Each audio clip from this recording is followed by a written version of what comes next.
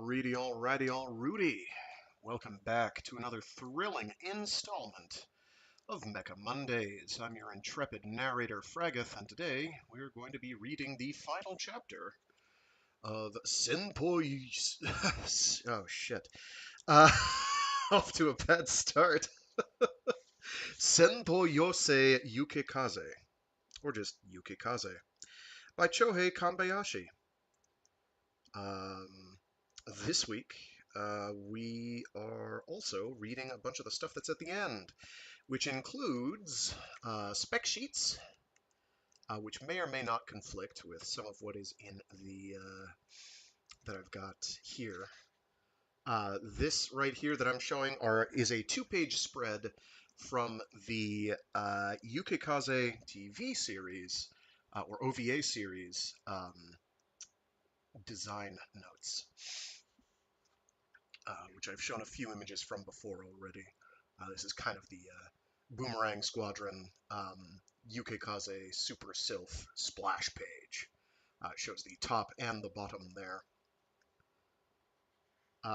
The Yukikaze fact sheet is even more dense and technical than the book has been up until this point, so that'll be fun.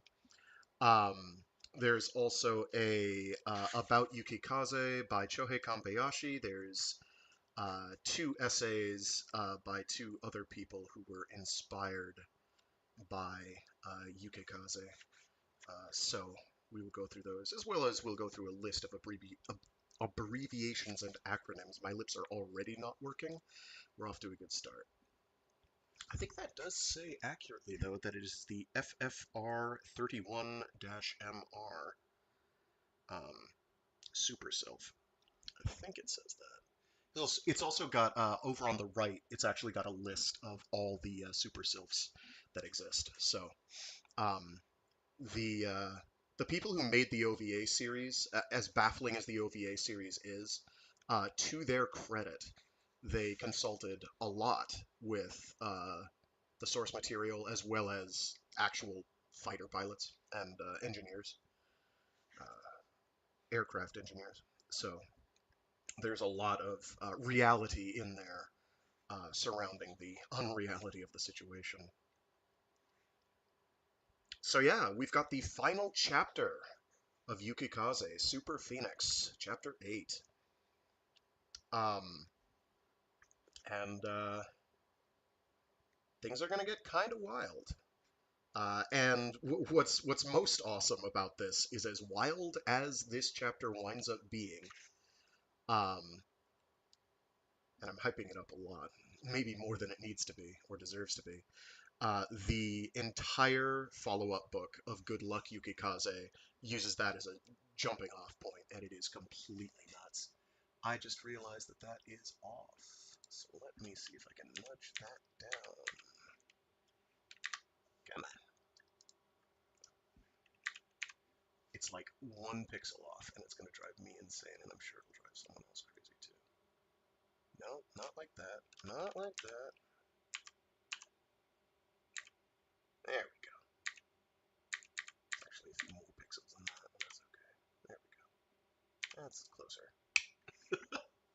Nope, that's off too. Never mind. It was a 2-page spread, and obviously there's slightly askance from the scan. Whatever, we'll live with it. At any rate, yeah, let's. This is going to be a fairly long read because of the extra essays at the end. But let's get cracking. I wanted to start a lot sooner, but and I was like all set and ready to do it, and then I got distracted. Crucial timing. So we will get rocking and rolling.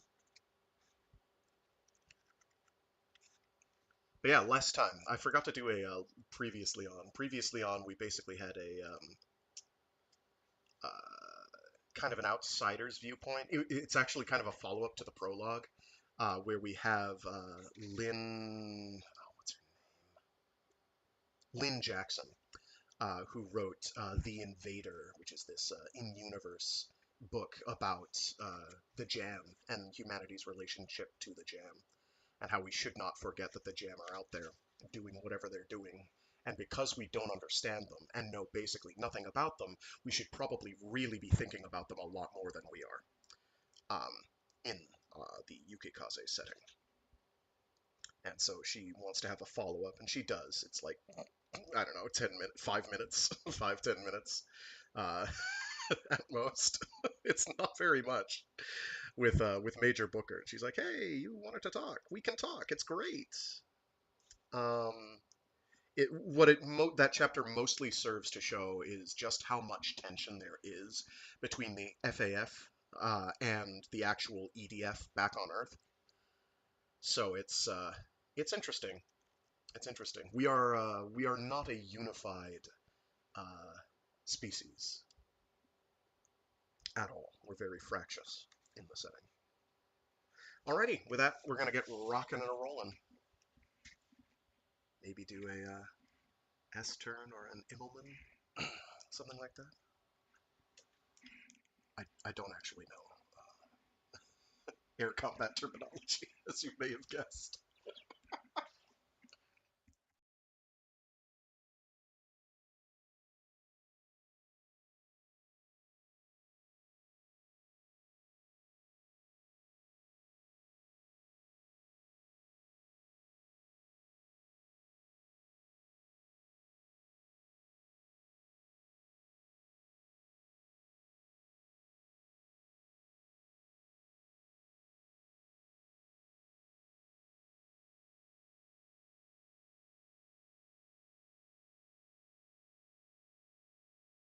Chapter 8 Super Phoenix. The Jam had never attacked humans directly. Yet when they changed their strategy, Yukikaze did not protect him. In that moment he knew the truth. She was a weapon, but one that defended neither him nor humanity. She abandoned her burning body and rose from the flames like a phoenix, reborn and free.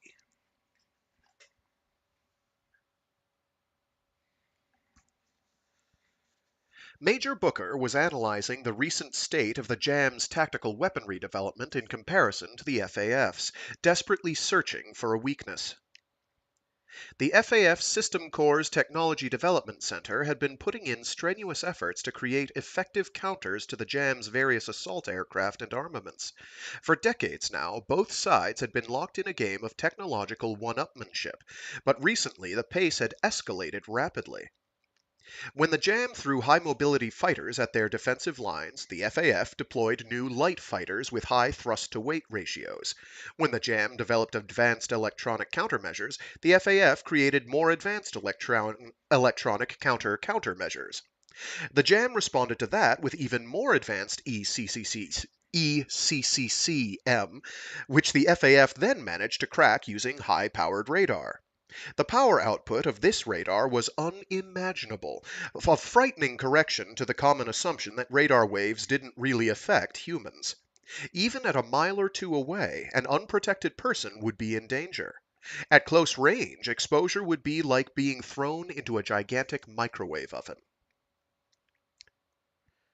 Missiles were countered with high-velocity missiles, which were countered by hyper-velocity missiles, which were in turn countered with laser guns, and the laser guns with baryon guns. As the FAF worked to neutralize the Jam's weapons, in order to keep their own from being neutralized as well, they had to develop ones that not only met that same level of technological achievement, but surpassed it. Obsolescence was simply a matter of time, and the periods they had before their weapons became obsolete were getting steadily shorter. As Major Booker compared the data from each side, he noticed something strange. Although it required a significant amount of time to develop and perfect such advanced technology, the FAF and the Jam seemed to be doing so at roughly the same rate. Depending on the situation, one side may have achieved overwhelming dominance for a few weeks using a new device, but countermeasures would soon appear and the war would grind back to a stalemate again. The main issue was that neither side could give concrete form to new tactical theories in only a few weeks. No matter how far in advance the Jam or the FAF could plan something that would utterly crush their opponent, by the time it was ready for use, it would already be obsolete. Sometimes it seemed to Booker that the war was nothing more than a practical test of weapons development, with the planet Faery as the test lab. Or maybe the Gem were just matching their countermeasures to the FAF's level of technology. If that was the case, they were being toyed with. Toyed with by aliens whose true nature was unknown. There weren't many people at the FAF's Technology Development Center these days. A supercomputer sat in a refrigerated room, keeping its head cool as it endlessly analyzed jam tactics. The analysis data it generated was sent to a development computer equipped with an artificial intelligence that would then propose potential countermeasures. Among these proposals were things a human wouldn't have thought of, as well as some that were completely novel but also largely incomprehensible and impossible to execute given the current level of technology. An example was a proposal for a transdimensional bomb. The computer had been deadly serious, predicting the Jam would eventually develop one and advising the FAF to implement countermeasures accordingly. The development computer would pass on its ideas to a lower-level practical implementation computer that would devise plans for the new weapon to be manufactured at the development center, with computer aid, of course. This entire development process wasn't so much computer-aided as it was computer-driven. The new fighter planes were designed based on new tactical theories. Materials were chosen and new ones created, if necessary.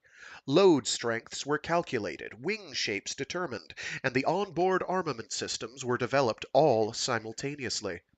The new fighters had to be utilized according to the new tactical theories they were based on, and so the pilots couldn't simply fly them according to their own judgment. It wasn't necessary for the pilots to think at all. The days of a pilot taking into consideration a plane's unique qualities and using his creativity and imagination to fly in the way best suited to take advantage of them were long past. The system created the tactics as well as the planes. No matter which pilot flew it, the plane would deliver the same performance. The best pilots for these new fighters were the ones who could quickly adapt to the machines without any questions, without wondering why they were fighting or how best to destroy their opponents. All they needed were the physical strength for the task and faith in the machine. There was no need for thought. The computers would think for them. At the very least, the computers could understand and execute tactics faster and with greater precision than any human could. Despite the vigorous efforts of the FAF computers, the Jam countered them one by one with seeming ease. As though they were testing the abilities of humanity's machines, not of humans themselves, just as Major Booker suspected. However, there was one exception to this dynamic. Even the Jam were at a loss when it came to the Sylphid, the treasure of the Earth Defense Organization's Faery Air Force. While models with the same name and basic configuration had been released, their parts and designs tweaked to make them more easily producible, the original Sylphid's maneuverability and reliability still went unmatched. The Sylphid, originally developed for hit-and-away attacks, boasted a huge thrust-to-weight ratio. Its avionics system was now even more advanced than when it had first been developed, and its wing shape had been subtly modified to give it extreme maneuverability. The original Sylphid was an FAF mainline fighter, but only 3 air groups, a total of 49 planes, were produced. Of those, 13 strategic reconnaissance variants were delivered to the SAF. These planes had one section of stabilizing wings removed to make them even faster and more capable than the mainline fighters at evading low-level anti-aircraft munitions. These 13, the most powerful of the Sylphid variants, were unofficially referred to as Super Sylphs. Although the JAM had managed to hit them on different occasions, they had yet to shoot one down. How these planes, now ancient in terms of production time, still managed to remain the strongest in the war was a riddle that vexed both the computers and the humans at the TDC. They'd developed, and continued to develop, several new fighters that according to their specs should have been superior to the Super Sylphs, but none of them were. But then, Major Booker thought, they've probably never seriously tried to determine what the key factor is in the Super Sylph survival rate. The Sylphs of SAF-5, the Boomerang Squadron, had a return to base rate of 100%. And Booker knew the reason why. It was their exceptional pilots. It was common sense that the SAF would select only the most elite pilots to fly the Air Force's best planes. But he knew that the computers probably didn't want to admit that, since it would gut the entire premise that these fighters would deliver maximum performance no matter who was flying them, or even if they flew unmanned. Right there, Major Booker felt he had the answer. He noted down his thoughts and began to draw up a report. The Sylphs of the SAF were superior because of something both the JAM and the FAF computers considered an aberration. They were paired with humans in a system that generated the highest levels of combat proficiency. They flew in a way that the development computer hadn't foreseen at the design stage, and that the JAM could not predict and therefore regarded as a threat. The SAF Sylphids existed for the purpose of reconnaissance, for observation. They monitored not only what was going on around them, but also their own tactics, combat, and flight performance. The pilots were constantly charged with the single directive of making it back to base. To do so, they constantly had to evolve their tactics in response to the JAM attacks. These 13 Sylphs carried in their data files the records of the desperate actions taken by their pilots to survive hard-fought battles. Their AI had learned from actual combat what they could not have learned from simulations. To the machines, it was aberrant data, but the fact remained that it was data that had enabled the fighters to survive. A pilot with excellent combat intuition was essential to the function of a superior fighter, up to a point. Once the learning phase for the AI was over, the human would become a hindrance. In fact, the super sylphs of SAF-5 had already reached the point where they could carry out their missions completely unmanned. Now the pilots were not just unnecessary, they were actually inhibiting the abilities of the planes. One day, if it became possible to replicate human intuition via data analysis, and if the computers did not consider it an aberration, then humans would no longer be necessary even for that initial knowledge acquisition phase. They hadn't reached that point yet, though. Humans were still necessary to fight the JAM. The development center computers had not recognized that crucial factor yet. However, the JAM very well might have. And that was what lay at the core of Major Booker's growing unease. Now the only things in the FAF that could reliably oppose the JAM were just 13 fighters. The 13 super sylphs of Boomerang Squadron. Booker carefully worded his report to convey these thoughts to his commanding officer, General Cooley. It emphasized 3 proposals. That SAF-5 Super Sylphs be completely automated, that the new fighter planes being worked on by the Development Center computers be equipped with AI systems of the type used by the SAF, and that their training be given over to Boomerang Squadron. General Cooley reviewed his... I need more water. General Cooley reviewed his report, ordered him to provide her with more details, and then took it upon herself to present the Major's proposals to her superiors. While the High Command of the Tactical Air Force recognized the merits of Major Booker's proposals, the Systems Corps, and especially the computers, vehemently objected. They agreed with the proposal for automating the planes, but disputed the assertion that the key to the Boomerang Squadron's performance was the human pilots. To support their position, they referred to the tactics of a single flight test conducted by the TAF's Combat Tactics Development Task Force. That flight test had also been the Major's idea, with the aim of gauging the effectiveness of transferring Yukikaze's AI system into a different plane, one that wasn't a super sylph. The results were not satisfactory. Booker believed that the test failed because the other plane's central computer was insufficiently powerful, and its flight capabilities were inferior to a Sylphid's. Its reaction speed, response characteristics, and the strength and reliability of its control surfaces were too different. The test confirmed what Booker had suspected, which was that the learning function of Yukikaze's AI was closely linked to the plane's physical structure. In order to transfer it to another plane, they would need a brand new, high-capacity computer that was completely clean, with no tactical software loaded into it, as well as a plane with an architecture that was completely compatible with Yukikaze's flight, navigation, and fire control systems. In other words, they would need a copy of Yukikaze. The Major doubted they could create many of these copy planes, and more importantly, he doubted whether they should. One of Boomerang Squadron's strengths lay in the distinct individualism of its pilots. If the entire tactical air force flew the same planes as Boomerang Squadron and used the same tactics, it would form a pattern that the jam would soon detect. The Technology Development Center computers objected to this point as well, insisting that they could create and implement such a wide array of combat tactics that the jam would not be able to discern any common elements. Major Booker did not yield to them. The plane that the TDC was currently working on was an upgraded variant of the Sylphid that was completely automated. He insisted that the design be modified to allow a human pilot to test it. He insisted that the design be modified to allow a human to pilot it. Both the TDC computers and its human staff regarded the Major's demand as completely unreasonable. Putting in life support systems would make the plane heavier and cut down on space for the electronics, and adding a G limiter would reduce its maneuverability. Booker tried to persuade them by conceding that the plane did not need to be flown manned all the time.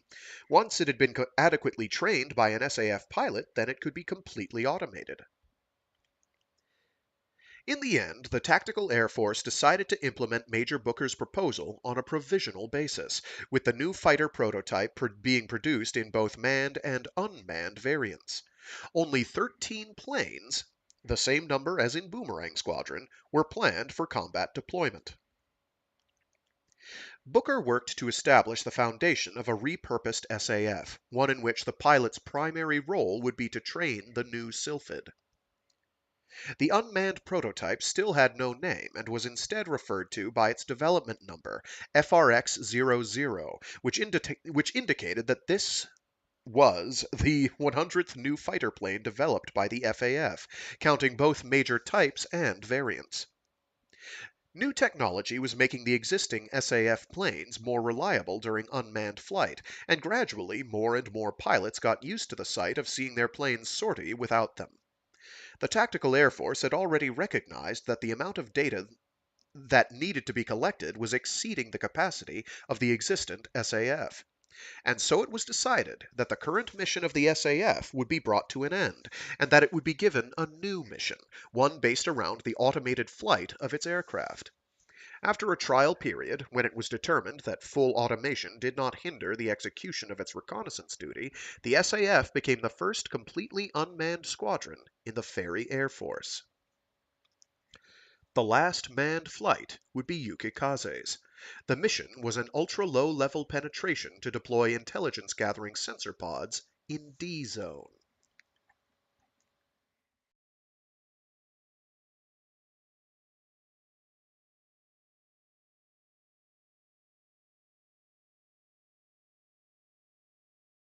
This will be Yukikaze's last flight.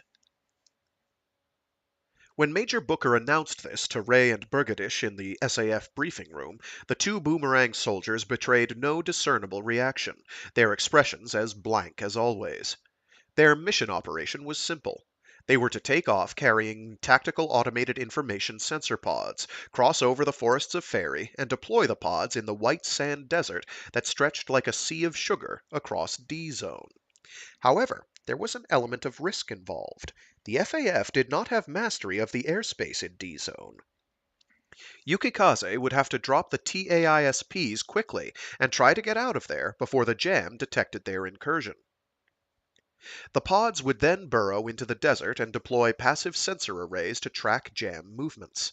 The system could detect a wide range of frequencies, distinguish useful infrared data from ambient heat, recognize shapes in the visible light spectrum, and even record sound via changes in air pressure. When the jam were not present, the pods would deploy butterfly-like wings above the sands to gather energy using a solar generation system. After that, they would wait quietly for the enemy. If one was discovered, it would either burrow back into the sand to try and avoid destruction, or, if there wasn't enough time, would broadcast a high-power warning beacon before the jam destroyed it. They were impressive pieces of technology, but the FAF considered them expendable. Question, said Rei. Why are you having Yukikaze do this? And why manned? There's no actual need for me to be flying this mission, is there? His tone of voice was unusually cold, even for him, and from that Booker knew that a roil of conflicting thoughts must lay behind his friend's impassive facade. This was the end. Rei would not fly with Yukikaze again. D-Zone is essentially unknown airspace, answered the Major. Something might happen that Yukikaze can't anticipate. In that case, she'll need your piloting instincts. He tried to sound as calm and positive as possible, but Rei's expression did not change. Any other questions? If not, then you're dismissed. Your pre-flight briefing is tomorrow morning at 0830. That is all. Major Booker watched them exit the room. He knew with a sinking certainty where Rei was headed and followed. Yukikaze was in the maintenance bay. Rei silently looked up at his beloved plane. Rei, come back alive. That's an order. Rei didn't react to the Major's affectionate catchphrase. He was standing directly under the kanji characters that spelled out Yukikaze's name, just staring at them. She's a good machine, but she doesn't need you anymore. Booker noticed Rei's right hand twitch slightly. Will all the machines not need people anymore? Well, that's how the CDC computers would have it. The thing is, human intuition is a threat that the jam can't anticipate, and the Earthside machines just don't understand that. We can apply Yukikaze's artificial intelligence and learning functions, but there isn't a plane aside from the Sylph that is capable of mounting a central computer powerful enough to handle them. And the problem there is that while the Sylph's size allows it to house all this high-tech equipment, it also limits its aerodynamic qualities. Yukikaze has survived because all I do is run away. We don't engage. I don't know if she could handle a full-on dogfight. She could now, and she can win. Don't underestimate her. She's a more amazing machine than you give her credit for. Rei said nothing and continued to gaze up at his plane.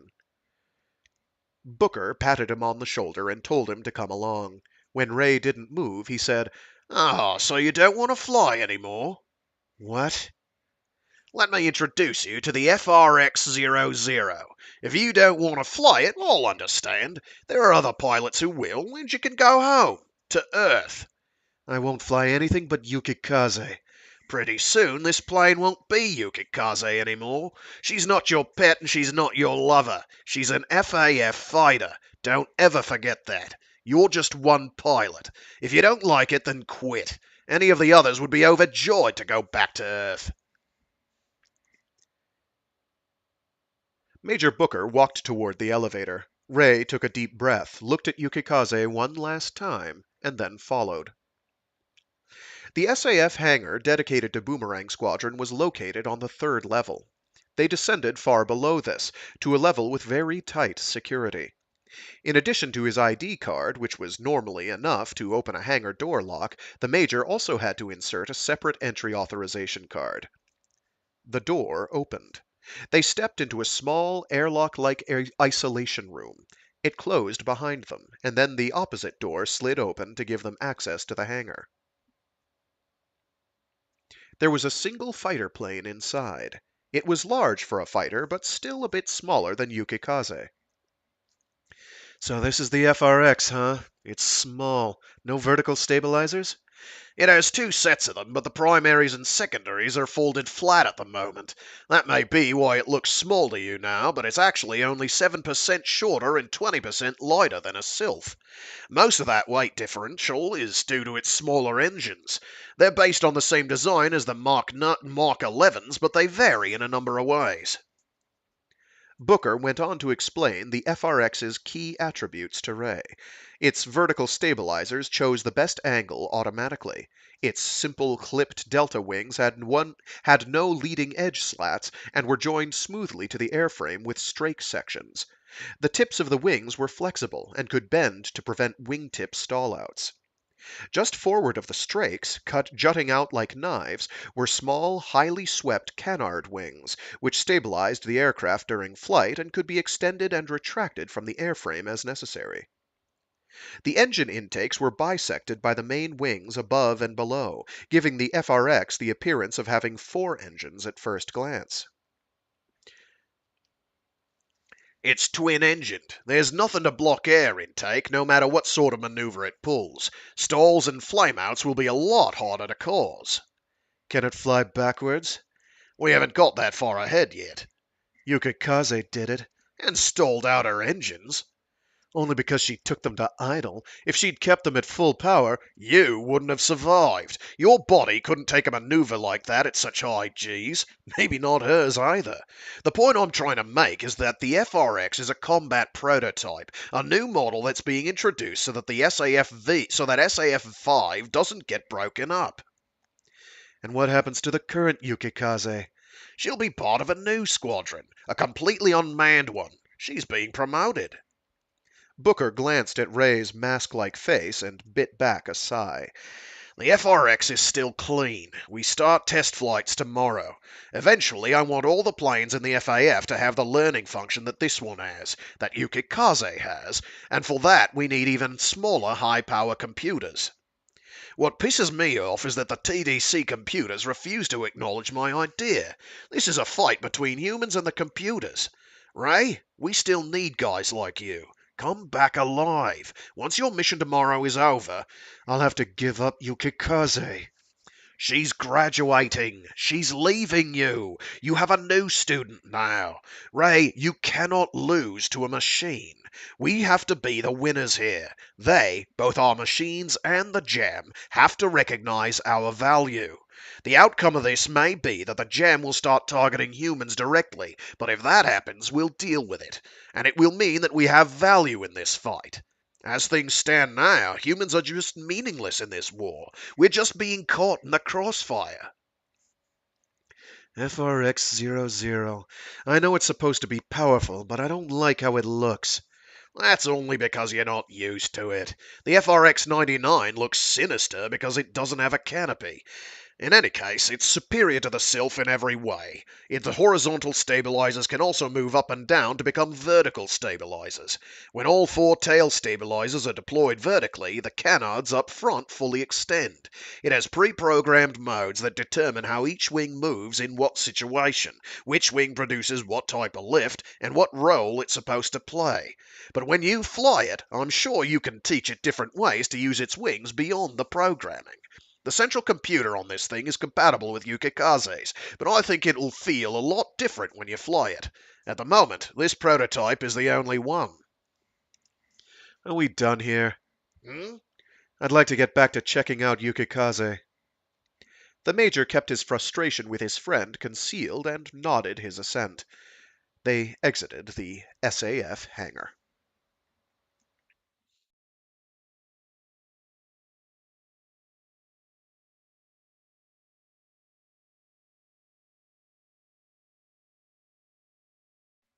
It was the morning of Yukikaze's last manned flight. Rei would have to leave her after this flight, a fact that still didn't seem real to him. This wasn't how he had expected it to end. He'd believed that he would fight with her until he died, and to leave her now, while he was still alive, felt like a betrayal. He settled into the cockpit and began the pre-flight checks. All caution lights were clear. Master arm, check. Auto combat system, set. Anti-ground attack system, check. Self-test for all A/GAS modes, auto, continuously displayed impact point, high precision guidance, direct targeting, manual. He confirmed that all 6 TAISP pods were mounted on the underside of the plane. Engine start. Jet fuel starter activate. Engage JFS engine connection. First the right, The turbine began to spin. The tachometer needle leapt as the oil and flight pressures climbed. Rei took the throttle over to idle. The ignition system activated and the fuel flow opened up. At 40% RPM, the starter automatically cut off. He repeated the process with the left engine. After making sure the operation caution light had gone out, he checked the hydraulic pressure on all systems with the engines at full power. All green. He throttled back to idle again and ran the emergency power system test. Communications, data link, navigation, and display control, all check. Laser gyro, altimeter, and FCS, check. Confirm all flight's control surfaces were operating normally. Tow brake, on. Parking brake, off. Anti-skid brake controller, off.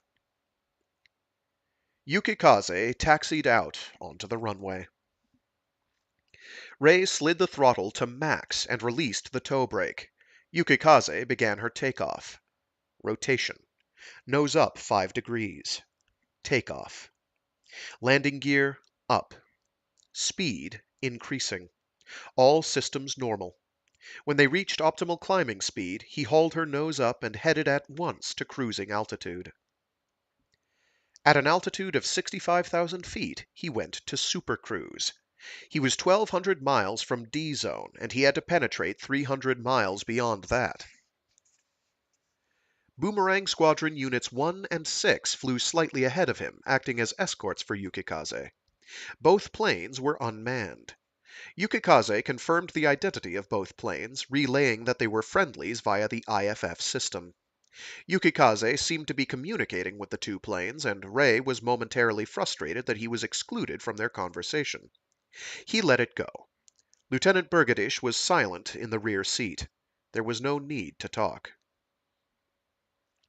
They covered 1,100 miles in 40 minutes, then performed an in-air refueling before the border of D-Zone.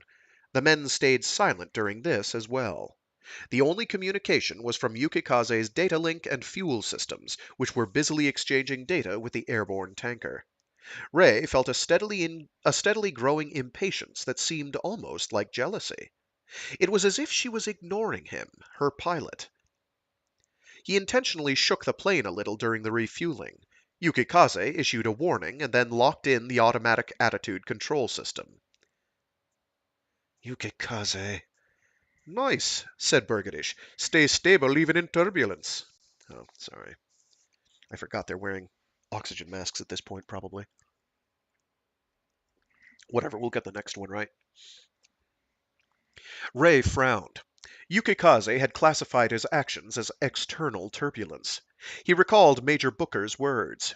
She was disregarding her pilot's will. She possessed her own will now. So you're not always going to do what I tell you to, is that it? Just what are you now? Did you say something? For a split second, he thought Bergadish's voice was Yukikaze's, and felt as though cold water had been dashed in his face. No, it's nothing. Lieutenant, confirm our course. Roger, we can just stay on auto. Another 460 miles and then we should drop altitude. Once we penetrate Sugar Desert, everything past that point is unknown territory. All we have is data from a few recon planes that have been out there. They separated from the tanker and resumed cruising speed. As they crossed into D-Zone, their escorts peeled away from them.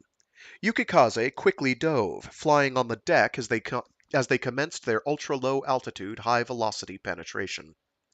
The landscape flowed by the cockpit canopy in a gray blur. Here we go. Recheck the bombing system. Roger. There was no sign of the jam. They were only 1,200 miles from base, and yet this was unknown territory. We know almost nothing about this planet, thought Rei. We don't even know if this is the Jam's home world or not, and we know absolutely nothing about them. And we know absolutely nothing about them. And now Rei knew almost nothing about Yukikaze, the one thing he thought he knew best, the one thing he had trusted implicitly. Yukikaze continued her supersonic incursion, flying on auto toward the TAISP release point. Rei switched the A/GAS mode from automatic to CDIP. Lieutenant? called out Burgadish. What are you doing? This is our last flight. I have control. That's not like you. Leave this to Yukikaze and relax. Rei didn't respond. Sugar Desert drew near, the glaring light of the twin suns reflecting off the sands. The first target point was indicated on the HUD. The pull-up cue appeared and Yukikaze climbed sharply, as though leaping into the air. Rei guided the plane while watching the fall line on the HUD. The release cue appeared. Keeping his eyes on the pure white sands of the desert, Rei pressed the button. A slight jolt passed through the airframe as the TAISP was fired. They flew level to the second drop point, reaching it in about 10 seconds. Rei fired the second pod, then the third, the fourth, and the fifth. Going good. Let's drop these things and head home. One more left. Yukikaze banked into a wide turn. Taking a return course, they headed for the sixth drop point. And then a warning alert sounded. What's up? We're getting a warning from TAISP-04. It could be the jam, but maybe it's an operations test. Our passive radar isn't picking up anything. Start a bandit search now. Whoa! Yukikaze shuddered. 3 small jam fighters were attacking from directly beneath them, as though they had launched out from under the sea of sand. They may actually have done so, but there was no way for Rei to confirm. Yukikaze went into a high G turn to shake them off. Rei looked out of the cockpit. He couldn't see them. Lieutenant, evasive action! Brake left! Almost unconsciously, Rei flipped the VMAX switch and engaged the auto-maneuver system. The jam were too fast for his eyes to follow. He couldn't fight what he couldn't see. Yukikaze, however, could see the enemy clearly. She fired high-velocity, short-range missiles, but the enemy evaded them. Bandits are small assault fighter types. Heads up, they've spiked us. Yukikaze dodged the enemy missiles with a series of violent maneuvers. Rei and Burgadish both blacked out for several seconds in G-Loc. We need to bug out of here, Lieutenant, Burgadish said, huffing in the G strain. When Rei didn't answer immediately, he yelled, Lieutenant Fukai! Yukikaze is...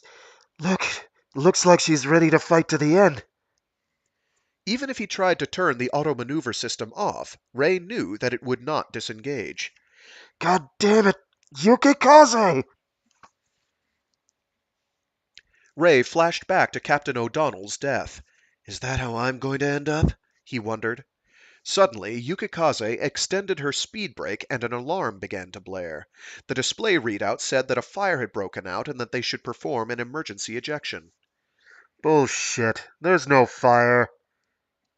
What is going on, Lieutenant? Is the central computer... Burgadish's words were cut off by the explosion of the canopy being jettisoned. Rei felt the vibration of the rocket motor on his ejection seat and immediately jerked the face curtain handle down to protect himself. A second later, Yukikaze tossed her crew out into the sky. She pulled a high G diving turn and went for the jam. Free from having to consider the safety of any human occupants, she rapidly brought down 2 of the enemy aircraft in a single high-velocity attack sequence. The third jam dove for the planet's surface, as though inviting Yukikaze to follow. Just as she was about to pursue, she seemed to hesitate, then climbed into a turn and withdrew at full power. 4 enemy fighters blasted out from under the sea of sand like missiles. They dropped their external power boosters and tore after Yukikaze. As though expecting this, Yukikaze twisted into a split S, bringing her nose around to center the enemies in her sight, and then fired. She pulled up a moment before crashing into the ground and resumed her pursuit of the fleeing third jam fighter.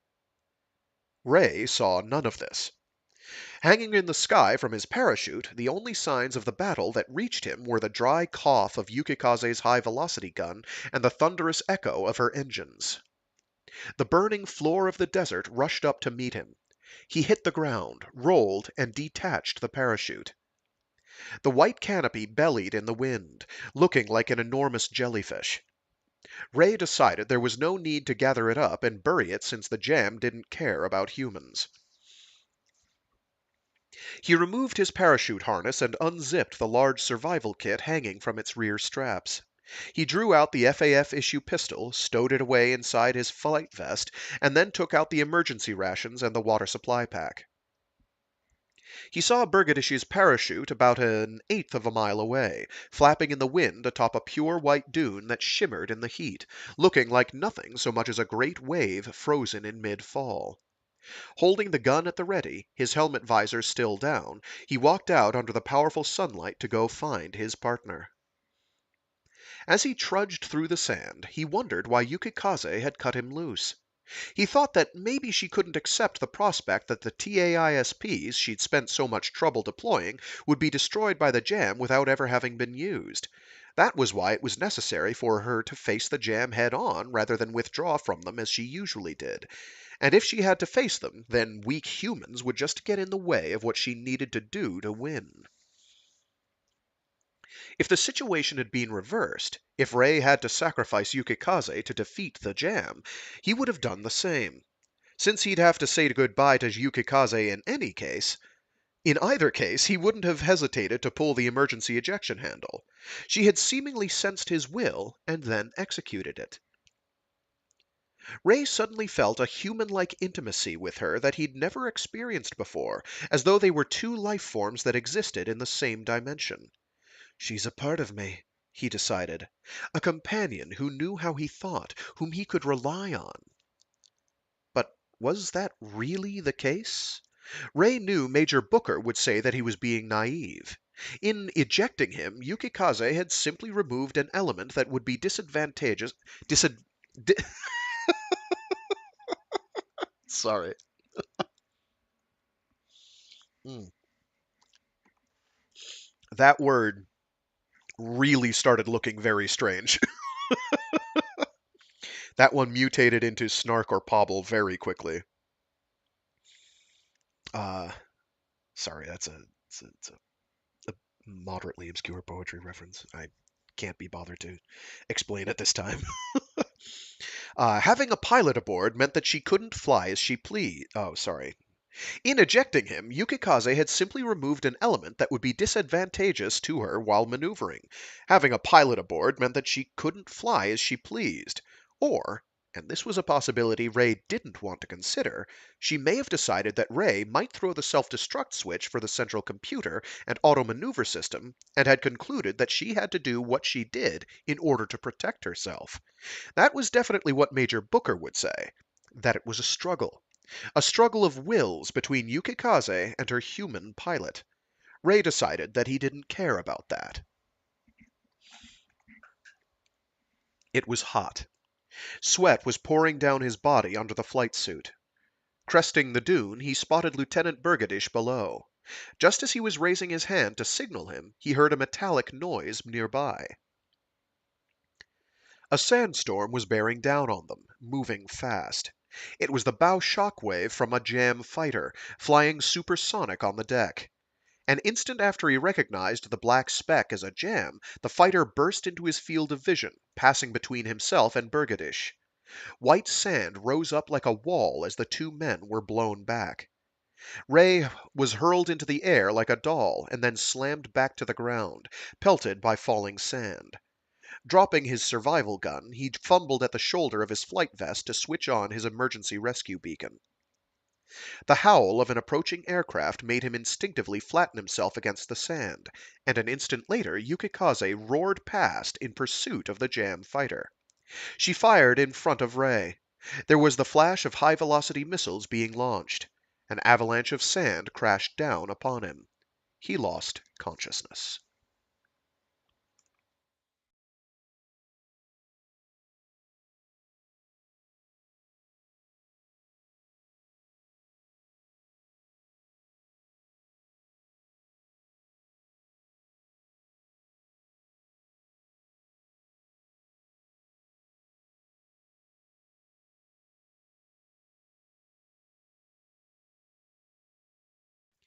He dreamed of a pure white desert. He opened his eyes. The whiteness remained. He felt something wiping his face. A white towel. He brushed the towel aside. The air was cold. "Are you awake now?" asked a female voice in a crisp, business-like tone. A nurse. That was Ray's first thought upon seeing her white face. Her skin was so pale it looked almost blue. Maybe because of the lighting in here, he thought dazedly. An air conditioner hummed faintly. The room was small and white. Spartan. A hospital, maybe? But this wasn't the Air Force hospital at Faery Base. It seemed more like a clinic. Ray felt like a castaway who'd washed up on a lonely South Seas island. There were no windows, but he could imagine there'd be a jungle outside, and maybe an old-fashioned electric fan slowly turning on the room's ceiling. His thoughts were drifting, fragmented. This sick room was like something out of a dream, somehow not entirely real. He lay motionless on the hard bed and shut his eyes again, waiting for his body to recover sensation. He was still wearing his boots and flight suit. He could tell that his pockets still contained his map, flashlight, knife, beacon, portable rations, and service pistol. That meant that it hadn't been long since he'd been rescued. But nonetheless, something seemed strange. He couldn't quite put his finger on it. He was too tired to think clearly. He took a deep breath and relished the oxygen filling his lungs. The fog in his head gradually cleared. He opened his mouth, the words emerging from his parched throat in a croak. Where? Yukikaze. Yukikaze? Oh, your plane. We're servicing it, Lieutenant. What about Lieutenant Bergadish? He was badly wounded, I'm afraid. Where are we? A frontline base? Who are you? My name is Marnie. Just wait here a minute. I'll go get Major Yazawa for you. The nurse walked out, to be replaced a few minutes later by a burly, narrow-eyed man wearing a major's insignia. So you're awake now, are you, Lieutenant? The man asked, his voice as flat as Marnie's had been. Ray tried to raise himself up, but the major stopped him. The uniform he wore was definitely that of the FAF's Tactical Air Force, but the color and the details seemed off. The overall effect gave Ray the uncomfortable impression that he was seeing a vague, hazy image through frosted glass. Noticing the way that Ray was staring at him, Major Yazawa chuckled. Were you hit on the head, Lieutenant? Maybe I was. Ray replied, his tension not at all dissipated by this attempt at humor. He glanced around and saw that his helmet had been placed on a side table near the bed. Where am I? Tab 14. Tab 14? Impossible. It was destroyed by the jam. I saw it happen. The surface facilities are gone, but as you can see, one of the underground sections survived. You guys back at the main base don't know what it's been like for us out here. Is Yukikaze all right? It ran out of fuel and landed at this base. Refueler. I'm heading back. You can't. Not in your condition. Can you make contact with Faery Base? No, we still haven't gotten comm back up and running. They still think we've been completely wiped out. That can't be right. At the least, you could reach one of the nearby tactical bases, couldn't you? You must have a helicopter or something to get me there. There's no need. We can take care of this ourselves. We want to service your plane, Lieutenant, and get you on your way, but it won't let us touch it. It has very ingenious safeguards. If we tamper with them, it'll self-destruct. Ray touched the gun in his chest pocket. What was this major playing at? Was he trying to cut loose from Central's command? Was this a mutiny? Keep your hands off Yukikaze. That's my plane. Lieutenant, I don't think you understand the situation you're in right now. I shouldn't have to say this, Major, but I'm attached to the SAF 5th Squadron. I don't take orders from you.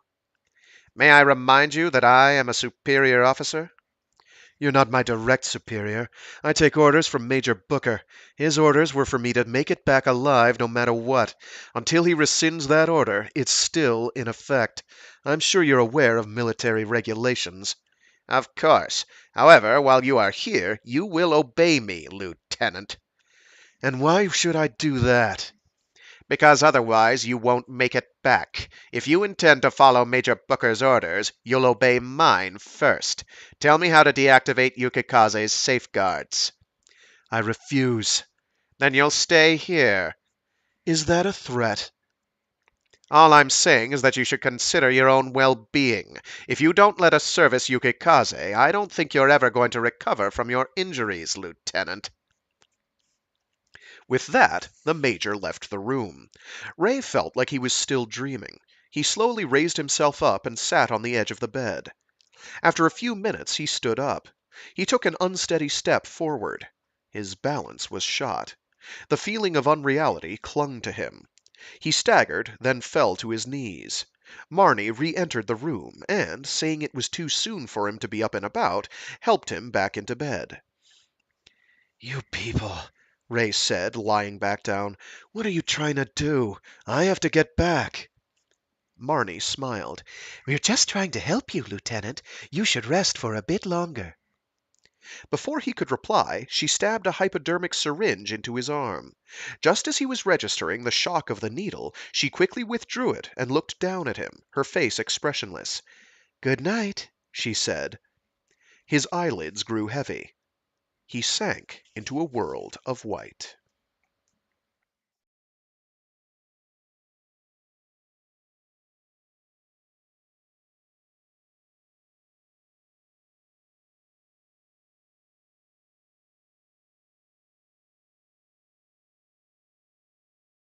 Yukikaze had not returned. In the SAF control room, Major Booker stared at the wide tactical display screens in disbelief. It had been over 3 hours since the symbol marking Yukikaze's position had vanished from them. Rei, he muttered, what's going on? It seems he completed his mission, said General Cooley, standing behind him. It's possible that he engaged the jam and was shot down. Requesting the deployment of a search and rescue team. Denied. We don't have the resources for it right now. Major, I want you to submit your plan for the combat flight test of the FRX-00 prototype that was delivered to our squadron. Yukikaze may have set down on a front-line base. Please authorize me to send the FRX out to look for him. General Cooley fixed her cold eyes on Booker for a long moment before speaking. I'll leave the selection of the flight test course to you. She turned to leave. As the click of her heels receded behind him, her voice floated back. But I doubt you'll find him. We've received no contact from the other bases. After she exited the control room, Booker rubbed at his eyes wearily and returned to monitoring the displays. I was going to give you the first plane in the new squadron. Rei, what happened out there? He gazed pensively at the screens, as though the act of his looking at them would summon Yukikaze's RTB sign and bring her home. But she didn't return.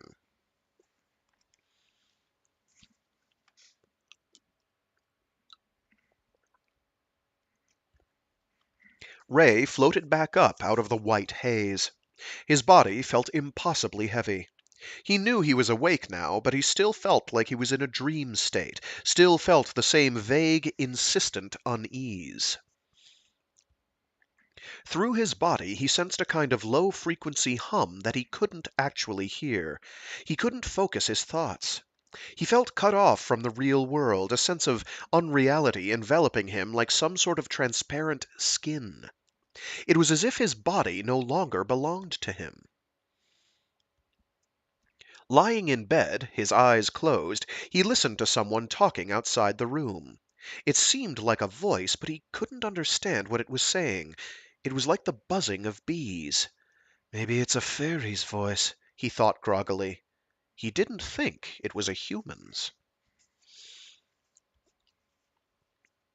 He opened his eyes, rose unsteadily from the bed, and staggered over to the white door. The buzzing in his ears wouldn't go away. He put his hand on the doorknob and pulled.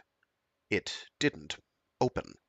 After a befuddled moment, he realized that the door opened out. He braced his shoulder against it and turned the knob. The door swung open easily. So easily that Rei lost his balance and took 2 or 3 inadvertent steps out into the corridor. It looked like a typical hospital hallway, but it was dimly lit and deserted. The buzzing sound had disappeared. It was silent. Then he heard an echoing cry, a sound like an animal being strangled or the screech of a bird. A white form floated toward him. It was Marnie. The soles of her shoes squeaked along the highly polished floor as she swung her hips, and she swung her hips as she walked, her full breasts swaying. The very mundanity of the scene fueled Ray's suspicions. The nurse seemed more like an animate doll than a woman. Feeling a palpable revulsion at the sight of her, he retreated back into the room. You need to rest, she told him. You need to rest, she told him.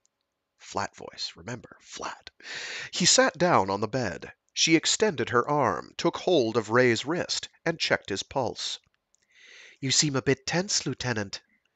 I think you know why. Tell me the truth. Where are we? Beneath tab 14. I'd like to check out the surface. Where's Yukikaze? You shouldn't exert yourself. We're continuing to service your plane. You can't touch her central file. Understood. We're working on the ejection system, reattaching the canopy, and resetting the ejection seats. Yukikaze uses type EESS8103 ejection seats. Do you have those here? And the canopy is a type made specifically for the Sylphid line. We're fabricating them in an underground plant. You can't fly without a canopy, after all, and we'll manage something for the ejection seats. It may take a little time, though. Why don't you contact Faery Base? That'd be the simplest thing to do, wouldn't it? We can't transmit a signal. Lieutenant, can you activate Yukikaze's comm? We just can't figure out the systems, no matter what we try. It has safeguards everywhere. Ray's anxiety increased. What were the survivors of Tab 14 up to? In his current state, he couldn't figure it out. Are you allies? What are you saying, Lieutenant? Of course we are. As soon as we complete maintenance of your plane, you'll be sent back. We have no intention of holding you here. I'm thirsty. Can you get me something to drink? Of course. I'll bring you some liquid food. Liquid food? Your body is still recovering, Lieutenant. What Marnie brought for him was like a mixture of bouillon and vegetable juice. It tasted awful. She insisted that he swallow it, telling him to think of it as medicine. Ray could only manage to choke down a third of a cupful before giving it back to her. That's enough, he said, and lay down again, trying to restrain his gag reflex. He looked up at the white ceiling. I heard something strange a little while ago, a weird sound like a swarm of bees buzzing. Maybe it was the air conditioning system. Sometimes it doesn't run that well. Oh. Marnie smiled, then took the cup and left the room. After the door shut, Ray drew the gun from his vest. It was a 9mm automatic pistol with a roller locking system and light recoil. There were 13 rounds in the magazine and 1 in the chamber. He held the grip and clicked the safety off. He wondered why they hadn't taken it away from him. Was it to prove to him that he was in a safe environment? It was true that he could hardly expect an enemy to leave him armed, but he still didn't feel safe here. Even as they cared for him, he suspected them of some treachery, and the overall impression that the place gave was oddly still, lacking the tension that normally defined the atmosphere of a frontline base. He couldn't put it into words, but his instincts were screaming at him that he was in danger. He got up, holding the pistol at the ready, but just as he was about to step through the door, a wave of nausea broke over him. Slipping the gun back into his vest, he gripped the doorframe and called for Marnie. She came running down the gloomy corridor. He got the impression that she was the only one there. He asked her where the toilet was and then rushed to it. His guts turned inside out. After he finished vomiting, he reeled with an overwhelming exhaustion. Marnie helped him back to the room, and he collapsed onto the bed. He felt feverish. He awoke to the sound of her voice. He raised his arm to check his chronometer and saw that 10 hours had elapsed, but he had no true sense of time's passage. His fever had gone down, and there was now an IV needle stuck in his right arm. You seem to have caught a viral infection, Lieutenant, Marnie said. You must have caught it out in the desert. No, that's not right. It seems to be presenting neurological symptoms. You've been hallucinating. That probably was the cause of your distress. But you're okay now. You'll be just fine. How's your appetite? His stomach was empty, but he never wanted to put that liquid food in his mouth again. I've made some soup for you, Marnie said as she drew a small trolley up to the bedside and shifted the bed's movable table close to Ray's chest. He sat up. She placed a bowl down on the table. It smelled decent. He decided not to eat the portable rations he had and took the spoon she offered him. He took a cautious sip. It tasted good. What is this? chicken broth. Chicken? It tastes different, though. It's not instant, is it? Don't spill it, Lieutenant. There's more if you want. If you eat too fast, you'll make yourself sick. Ray did as Marnie said and ate slowly. Major Yazawa came in and set a small computer on the side table. I figured you must be bored, Lieutenant, he said. Would you like to communicate with Yukikaze? The Major turned the computer on. The display glowed, and an image of Yukikaze appeared. She was in a large maintenance hangar, or something that resembled one. It was hard to tell. The image was a little hazy. This device can synthesize a transmission on any frequency or wavelength. I'd do it myself if I could get a link through to the plane. I imagine you know how to contact it without triggering the security systems. So you can monitor how I do it? What are you people after? You're acting like they were the Jam. Just as he was about to say it, a cold wave prickled the skin over his entire body. Jam. They were Jam. They had to be. These were the first Jam to ever show themselves to human eyes. They were Jam. What's wrong? Asked Yazawa. You look like you're scared of something. Major, Marnie said smoothly, the lieutenant is mentally unstable. It's fairy fever. It looks like he caught it out in the desert. May I ask you to leave now? I have to administer a sedative. Please, Lieutenant, lie down. I'm not crazy, Ray said. Take me to Yukikaze. You can leave at any time, Lieutenant. However, we would advise against it. You can't fly in your condition, can you? Ray tried to get out of bed, but the Major held him down. He was strong. Marnie slid a hypodermic needle into his arm again. A terrible weakness spread across his body. What are you? We're your friends, Marnie answered. The same organic life as you. Both she and the Major laughed. Not like that. It's just so gonzo. A bit different, though, Yazawa said. We made a small mistake. A stupid one, really. We realized it when we gave you that liquid food. It was the D-type alpha amino acids, Marnie added. Lieutenant, did that chicken broth taste good? I imagine it was to your taste. You can digest that. They were voices in a dream. I'm having a nightmare, Ray thought. The desert must have gotten to him. When he woke up next, he'd be all right. He'd be back in the real world at the normal hospital at Faery Base. No doubt about it. Once more, he fell into the white void.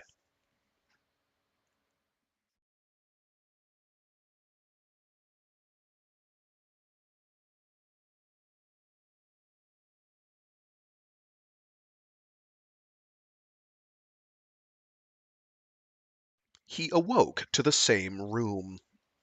Yukikaze was still displayed on the computer the Major had brought to him. He saw she had been fitted with a new canopy. His head felt hollow. He remembered being given some sort of drug that he'd heard Oh, there's an and there. He remembered being given some sort of drug and that he'd heard something very important just as he was sliding into sleep, but he couldn't remember what it was.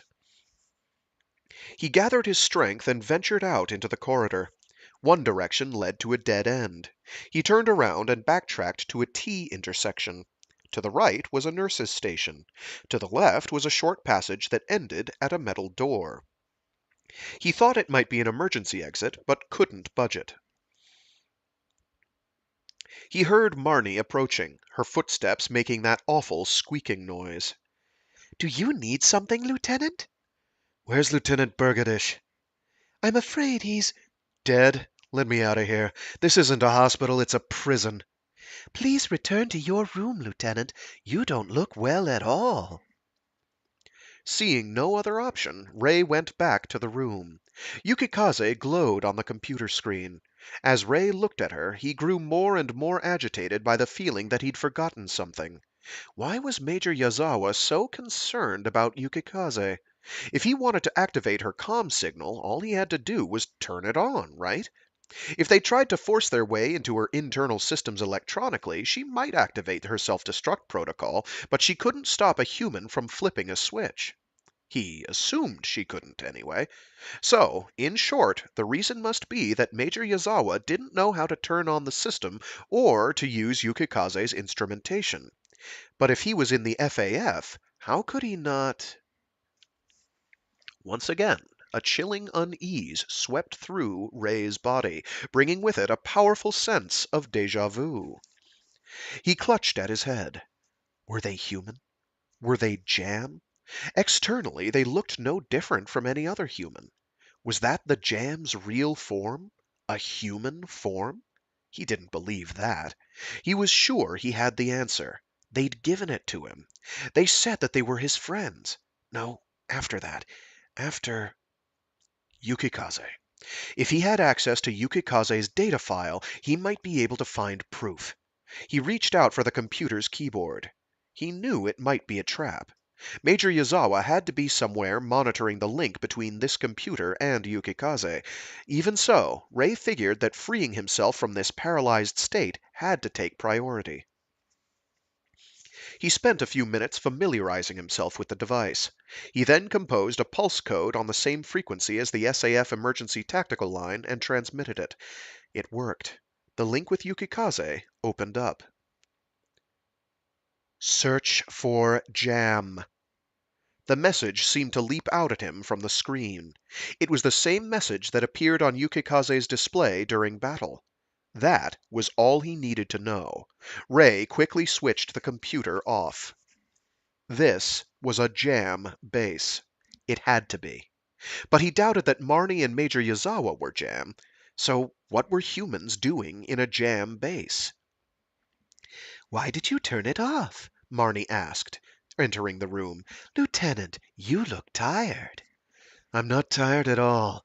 How about shaving at least? You look awful. You should see yourself in the mirror. Mirror. Something stirred in his ragged memory. Mirror. Mirror image. D-alpha amino acid. The optical isomer of the L-type. He remembered now. He remembered what she had said. He looked at her. What if this woman's body wasn't composed of L-type amino acid proteins, but rather D-type polypeptides, making her a mirror image of a human at the molecular level? Is that what she was? She approached the bedside, a syringe in her hand. Come now, Lieutenant. You should get some rest.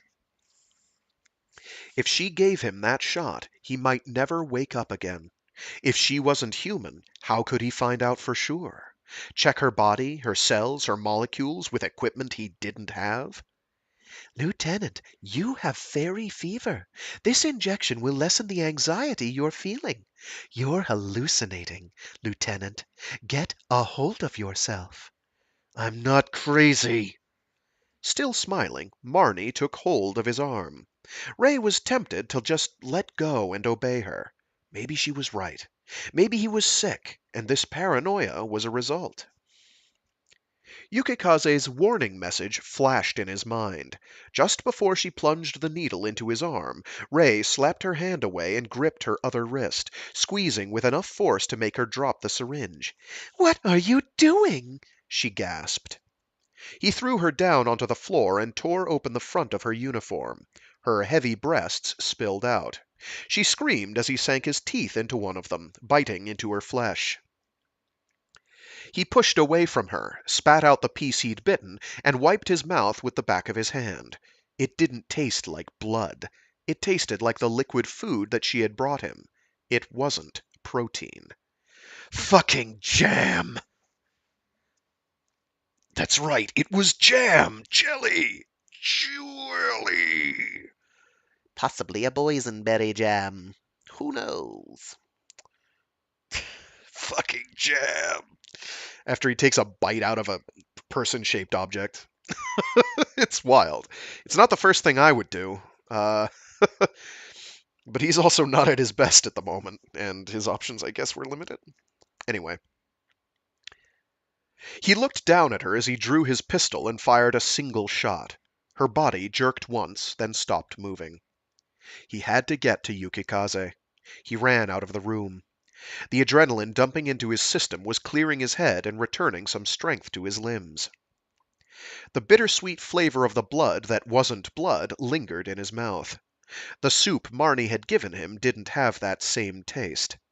As Rei ran, he suddenly realized what they must have made it from and felt like vomiting. I don't remember if they mention it. If they don't, I will tell you what it was made out of. It will not make you happy. Before he could think about it any further, he rounded a corner and ran into Major Yazawa. The Major immediately reached out and knocked the gun out of his hand. Keeping his grip on Rei's arm, he followed through with an outside shoulder throw. His strength was incredible. Rei went with the fall and hit the floor on his left shoulder, feeling a bolt of pain rip through it. Ignoring it, he grabbed onto Yazawa's arm with both hands, kicked his legs up, and locked them around the back of the man's head, and used the momentum of his body to throw him over onto the floor. Rei released... Oh, geez, I can't read. Rei released the hold and scrabbled forward, reaching for his fallen gun. Just as his fingers closed on the grip, he felt the Major's powerful hands wrap around his shins. Before he could even turn to look, he was flying through the air. Straining his abdominal muscles, he twisted his body, just barely managing to get his back around before he slammed into the wall. The shock of the impact momentarily blinded him. He couldn't breathe. Lying sideways on the floor, he looked up to see the Major leaping at him. 2 shots. The report echoed down the corridor. The 9mm 205 grain rounds